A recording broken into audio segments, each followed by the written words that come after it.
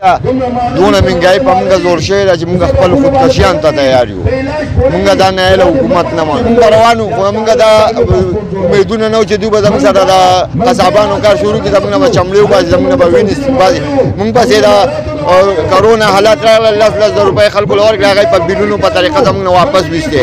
خاصیت کاري زموږ په نوم راویستې، هغه د دوی د سود په طریقه چلی، هغې کې دوی سود کوي، هغې نه موږ ته سهولت نشته. ما 2 بچو له اپریشنه کړي، ما وله چاندې کړي. دا مطالبه ده چې موږ دا حکومت نه منو، موږ بلکل د دې نه نور شوي یو.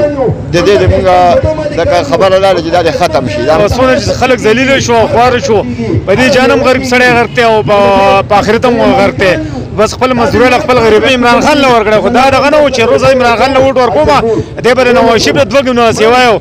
خو نواز شریف عمران خان چې کم نومونه ظلم شروع کړو، کم نومونه قیامت او دغه شروع کړو، لکه دا خبر نه ده چې په ما پسې د اوبو بیل به راپسې 820 روپۍ به راتلې، دې میاشتې راپسې 3 میاشتې بعد 1400 روپۍ راغی. دا پاکستان خو دا نه پاکستان دی که نه. د غریب سړي خو سرمن کوز کړه، راشه وګوره مین بازار مینګورې سواد ته وګوره چې د غریب سړي چې حال دی یو حکومت تپوس نه کوي. دا ده چې عرض کوم چې دا مهرباني کوي چې عمران خان کرسۍ نشي سمبالولی. چې موږ د نواز شریف حکومت خو د هغه په حکومت کې نه غربت راغلی و، نه مهنګایي راغلی و، نه ټیکسونه راغلي و، نه خپل بادشاهي هم کړې ده، خپله غریبي هم کړې ده. هر حکومت خپل دغه کړی، خپل کرسۍ سمبال کړې ده. خو د هغه په حکومت کې د هغه په بادشاهۍ کې دا ده چې دا دغه دی چې د هغه په هغه کې دونه مهنګایي نه ده چې په عمران خان په حکومت کې او د عمران خان په بادشاهۍ کې غریب او ګاډو والا خوار دی، دیاړیمار خوار دی. زموږ ګلکاران مشران او کوم کشران دي مین بازار ته تپوس وکړئ او ورور راشه. زه د خپل غریب سړی یم، په بیګا مې 800 روپۍ دیاړي واغسته، د خپل غریبي کوم کور مې دې میاشتې راپسې د 4-5 تاریخ ته شي 12,000 روپۍ د 6,000 روپۍ د کور میاشت ورکوم. د خدای اسره هېڅ اسره مې نشته او د حکومت نم زما دغه دی بالله بسې ستانه سفر ده. یو پالټۍ ولته بل پالټۍ ولته سوال او منت مې کړي ضروره، چا 1000 راکړی، چا 200 راکړی، چا 100 راکړی.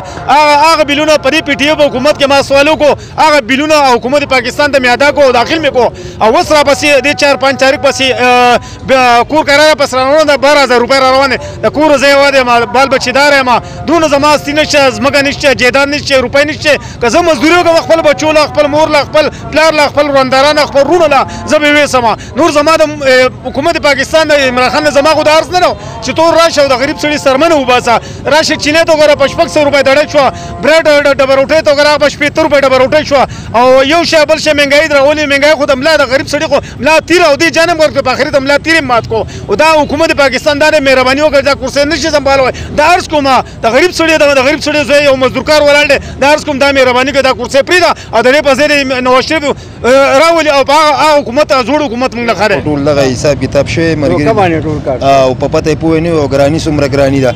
حالات کم حد ته رسېدلي. تاسو ګورئ نه، ګیس ته وګوره، بجلۍ ته وګوره.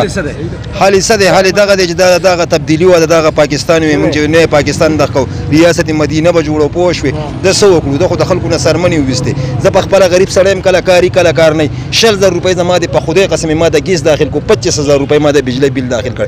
ته ما ته ووایې چې روزګار نه، کاروبار نه، دا به زه د کم ځای نه پیدا کوم؟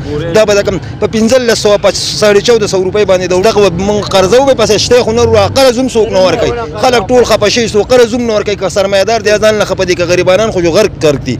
ځکه چې هغه په 700 روپۍ تر وړو اوس په 1500 به هغه څنګه په 600 به 500 روپۍ به دړۍ چینی څنګه په غوړي به په کم ریټ باندې دي چې دغه وکي خپل کورونه د خلکو د کرایه شوي ضروره.